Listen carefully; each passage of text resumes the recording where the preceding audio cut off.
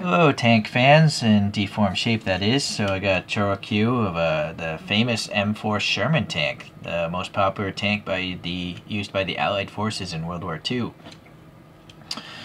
I'm just reading Wikipedia because I don't know anything, but I learn a lot. I like to learn. This thing was designed in 1940 by the U.S. Army Department, and it was put into service in 1942, and then ran up until 1957 by the U.S., but other countries were using this tank up until 2018. That's not too long ago. It was made by 10 different companies, and it's been in over 10 different wars, maybe 15 wars. Let's see here. The U.S. cost was around $45,000 to $65,000 back in 1945, which is almost up to $1 million in today's money. Maybe it is $1 million in today's money. Almost 50,000 of these things were made as well. And the thing weighed around 30 tons, up to 38 tons, depending on the variant. Let's see, had 5 crew, and the armor was up to, wow, 177 millimeters. That's pretty thick, 7 inches. So that's later on. Let's see, 75 or 76 millimeter gun, and then the engine was, oh, there's so many engine choices, I can't even read that, it's too much. Power to weight ratio is like 10 to 13 horsepower per ton, and I guess the maximum speed, well, that was between 24 to 32 kilometers per hour. Alright, off-road, that is. Up to 48 kilometers on-road. Alright, so we learned a little bit about the Sherman tank. Let's look at this thing here. So this is a Chibikko, which is a smaller type of Choro-Q, and you can see that because it has smaller tires and motor.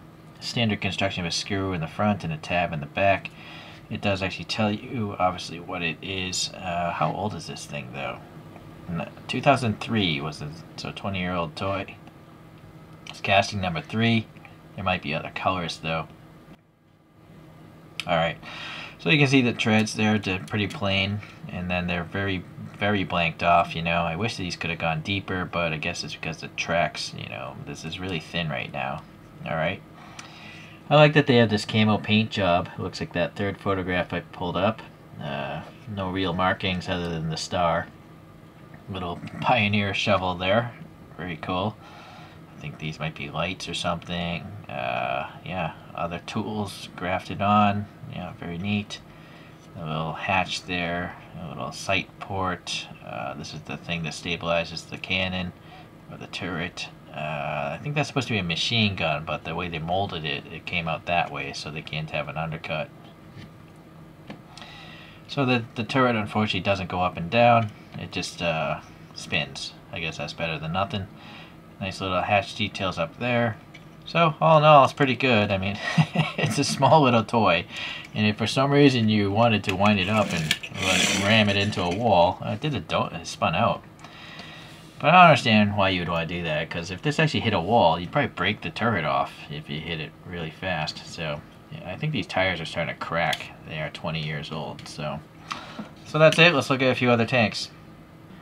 So I got a few other Chibikko tanks. We got the T-34, the Russian tank. This is the mainstay from the Russians, and the most mass-produced tank of the war, like 70,000 if I recall. Here's the equivalent German medium tank, the Panzer IV, and got cool little side skirts on it. It seems much bigger. I highly doubt these are to scale. They're all deformed after all. But my favorite one is the Tiger 1, the heavy tank by the Germans. This thing weighed like 60 tons or something, twice the weight as the Sherman.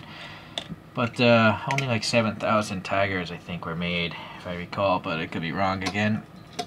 But it's definitely well below 50,000 Shermans, so the Allies, you know, won the war because they literally had tenfolds more tanks between the 34 and the Sherman than the German tanks. The German tanks, I think, were maybe over-designed and took too long to build, whereas the Allies were like just cranking out these tanks, you know, just winning by numbers and attrition. And many soldiers died for the freedom that you enjoy today. And then you might wonder what this is. It's called a Krupp Protzi or something. It's supposed to be a 3-axle 6-wheeler, but ChoroQ just ignored that entirely. And I don't think this is a Chibikko. It looks like it has the standard size tires and motor from ChoroQ.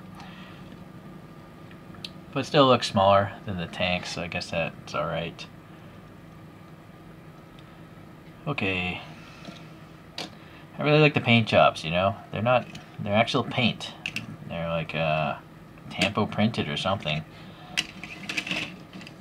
So, yeah, learned a little bit about the Sherman today. It's the tank that won World War II, mainly because the U.S. let Europe die first, you know?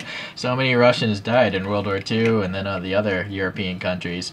And then America stepped in, you know, after Germany was kind of tired and running out of resources. So, it's kind of smart, but kind of, well, it's a different continent, you know?